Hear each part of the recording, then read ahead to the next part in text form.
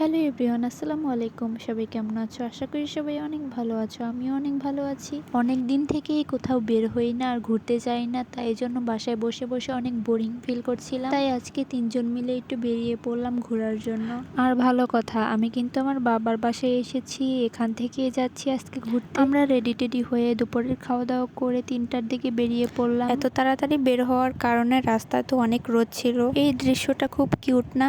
আমি এখন থেকেই চেষ্টা করছি আরিশাকে সবসময় জুতা পরে বের করার, কারণ জুতা পরলে ওকে অনেক কিউট লাগে মাশাআল্লাহ।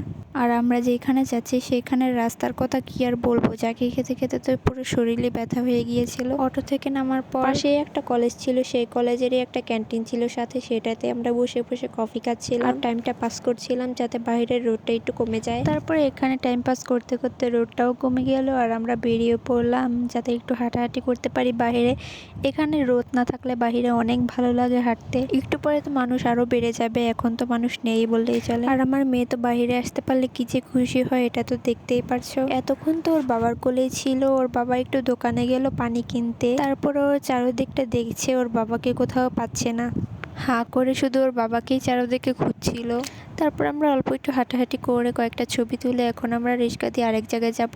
আরেক জায়গা বলতে এখানের আরেকটা জায়গা, কিন্তু ওই জায়গাটা অনেক জমজমাট আর ওইখানে মেলাও আছে। আমরা বের হয়েছি প্রায় 1 ঘন্টা হয়ে গিয়েছে, তারপরও কত রোদ, রোদ একটুও কমে নাই। আর আমরা যে ভিতরের সাইডটাতে গিয়েছিলাম ওই সাইডটা নিরিবিলি বলে এখানে পুলিশ বসে থাকে সারাক্ষণ যাতে কাপড়রা ঢুকতে না পারে। আমরা তো হাজব্যান্ড ওয়াইফ আর সাথে একটা বাচ্চাও আছে, তাই জন্য তো আরও ঢুকতে পেরেছি। আর এই রাস্তাটার মধ্যে রিক্সা দিয়ে ঘুরতে অনেক মজা লাগে, অনেক বাতাস। তারপরে চলে আসলাম ওই মেলায়। মেলায় আসতে না আসতে আমার মেয়ের ভাবসাব পুরো চেঞ্জ হয়ে গিয়েছে, ঘুমাবে ঘুমাবে অবস্থা। অন্য বাচ্চারা মেলায় আসলে আর ঘুম চলে যায় চোখে থেকে, আর আমার মেয়ের ঘুম এসে পড়েছে।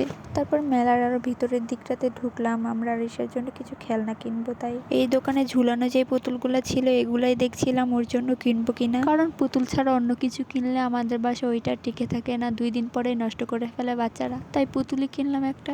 এইখানে একটু বড় বাচ্চাদের খেলার জন্য অনেক টাইপের জিনিসপত্র আছে, যেমন ঘোড়া, স্লিপার, নৌকা। তারপর আমরা ঘুরতে ঘুরতে চোখ গেল একটা পুতুলের দোকানে, সেখানে অনেক সুন্দর সুন্দর পুতুল ছিল। আমি এই পিকাচুটা নিলাম। তারপর আমরা দেখছিলাম বাড়ির আরো কোনো বাচ্চার জন্য কোনো খেলনা নেওয়া যায় নাকি। তারপরে দেখি বাবুটা আমার দিকে তাকিয়ে আছে, কি কিউট তাই না? আবার এক সাইডে একটা মেয়ে নেচে নেচে টিকটকও করছিল, কি হাস্যকর। টিকটকটা হাস্যকর না, কারণ এতগুলো মানুষের সামনে কিভাবে টিকটক করছিল সেটাই হাস্যকর। তারপর ঘোরাফেরা শেষ করে এই 2টা পুতুলি কিনলাম। আমার মেয়ে তো এগুলো হাতে নেওয়ার জন্য পাগল হয়ে গিয়েছে। তারপর আমরা কিছু খাওয়া দাওয়া করার জন্য এখানে একটা রেস্টুরেন্টে চলে আসলাম। তারপর ভিতরে ঢুকে পুতুলগুলো আমার মেয়ের হাতে দিলাম। আমার মেয়ে তো মহা খুশি এই পুতুলগুলো নিয়ে। ওর এই ছোট ছোট হাত দিয়ে 2টা পুতুলই ও ধরতে চায়, একসাথে 2টাই ও ধরবে, 2টাই ওর লাগবে। তারপর আমার হঠাৎ করে উপরের দিকে চোখ গেল, উপরের দিকে তাকিয়ে দেখি জায়গায় জায়গায় শুধু হলুদ কালারের কার্ড ঝোলানো আর কার্ডের গায়ে মাছি লেগে আছে। তারপর বুঝতে পারলাম যে এখানে মাছি ওড়ার কারণে এই কার্ডগুলো ঝুলিয়ে রেখেছে যাতে মাছি উড়ে গেলে এই কার্ডের সাথে লেগে যায়। সিস্টেমটা অনেক সুন্দর, কিন্তু খাওয়া দাওয়া করতে গেলে যদি উপরের দিকে চোখ যায় কার্ডের গায়ে এত মাছি লেগে আছে তাহলে তো আর খেতে ইচ্ছা করবে না। তারপর আমরা ওখান থেকে বেশি কিছু খেলাম না, শুধু ফালুদাই খেয়েছিলাম। তারপর আমরা এখন চলে যাব বাসায়, কারণ আমার মেয়েরও ঘুমের সময় হয়ে গিয়েছে, অনেকক্ষণ ধরে ও ঘুমায় না। আজকের ভিডিওটা এই পর্যন্তই। সবাই সুস্থ থাকবে, ভালো থাকবে, আমাদের জন্য দোয়া করবে। আল্লাহ হাফেজ।